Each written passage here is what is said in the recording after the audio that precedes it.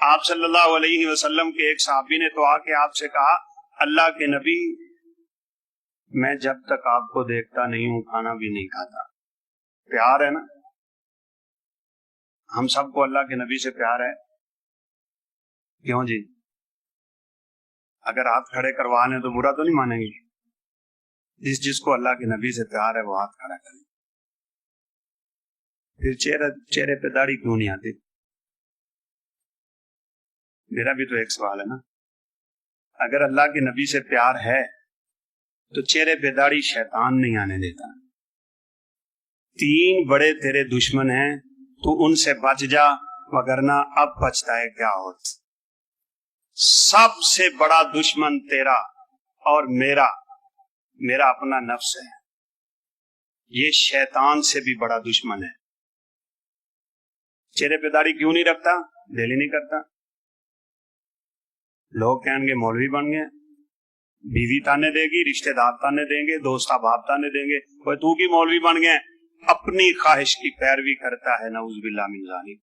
چھوڑ اپنی خواہش کو. وَأَمَّا مَنْ خَافَ مَقَامَ رَبِّهِ وَنَهَى النَّفْسَ عَنِ الْهَوَىٰ فَإِنَّ الْجَنَّةَ هِيَ الْمَأْوَىٰ. اللہ نے قرآن میں اعلان کر دیا جو میرے لیے اپنی خواہش کو قربان کرتا ہے میں اسے سیدھا جنت کا ٹھکانہ دیتا ہوں. وہ سیدھا جنتی ہے. آج تو اس درس میں اللہ سے وعدہ کر کے جا کہ یا اللہ میں نے آج کے بعد اپنے چہرے پہ اس طرح نہیں پھیرنا ہے. کوئی بھائی وعدہ کرے گا؟ ماشاءاللہ اتنے لوگ ہیں, ماشاءاللہ. اللہ تعالیٰ آپ کو ثابت قدمی دے.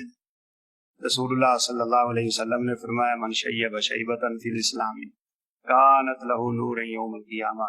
تیری داڑھی پہ سفید بال آ جائیں, میری داڑھی پہ سفید بال آ جائیں, اللہ کے فضل سے 2 آ گئے, میں دعا کرتا ہوں اور آ جائیں. لوگ تو کہتے ہیں بڈھا ہو گئے, لوگ کہیں گے بڈھا ہو گئے. کیوں؟ اللہ کے نبی نے فرمایا یہ سفید بال قیامت کے دن نور بن جائیں گے.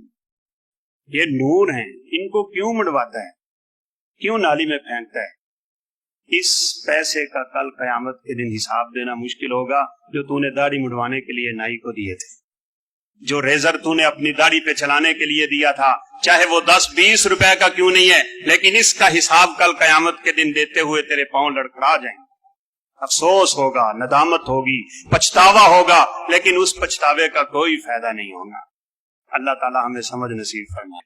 اسی صحابی نے جس نے اللہ کے نبی کو آگے کہا کہ میں جب تک آپ کو نہ دیکھوں کھانا نہیں کھاتا, مجھے چین نہیں آتا, سکون نہیں آتا, لیکن اب مجھے ایک چیز اتنا پریشان کر رہی ہے, میں سوچے ہی جا رہا ہوں اور پریشان ہوتا چلا جاتا ہوں. کہا کیا میرے صحابی؟ کہا جب کل قیامت کا دن ہوگا یہاں میں مسجد نبوی میں آتا ہوں, آپ کا دیدار ہو جاتا ہے, آپ کے گھر میں آتا ہوں, آپ کا دیدار ہو جاتا ہے, مدینے کی گلی میں نکلتا ہوں, آپ کا دیدار ہو جاتا ہے, میں جہاد پہ نکلتا ہوں, آپ کا دیدار ہو جاتا ہے. میرا دیدار, آپ کا دیدار کرنا میرے لیے سب سے بڑی خوشی کی باعث ہوتا ہے. کل قیامت کا دن ہوگا, آپ تو اس وقت جنت کے اعلیٰ ترین مقامات میں ہوں گے, میں نیچے بیٹھا ہوں گا, اللہ کے نبی وہاں آپ کا دیدار نہیں ہوگا, میرا گزارا کیسے ہوگا؟